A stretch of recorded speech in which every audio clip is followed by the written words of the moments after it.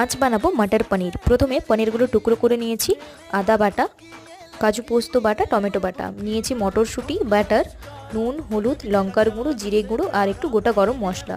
পনিরগুলোকে butter, নুন, হলুদ দিয়ে একটু ভেজে জলে ডুবিয়ে রেখেছি। আবার কড়াইতে তেল দিয়ে একটু বাটার দিয়ে গোটা গরম মশলা, তেজপাতা, শুকনো লঙ্কা, আদা বাটা, টমেটো বাটা দিয়ে ভালোভাবে নাড়াচাড়া করে দিয়ে দেব কাজু পোস্ত বাটা, সমস্ত রকম মশলা আর মটরশুঁটি।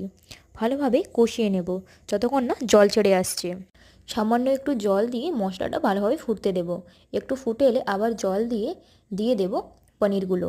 ভালোভাবে নাড়াচাড়া করে ঢাকা রাখবো বেশ কিছুক্ষণ। ওপর থেকে একটু গরম মশলা, সামান্য একটু চিনি দিয়ে ঢাকা দিয়ে দেব। তৈরি হয়ে গেল মটর পনির।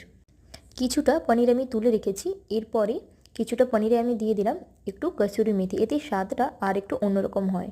ব্যাস তৈরি হয়ে গেল আমাদের পনির।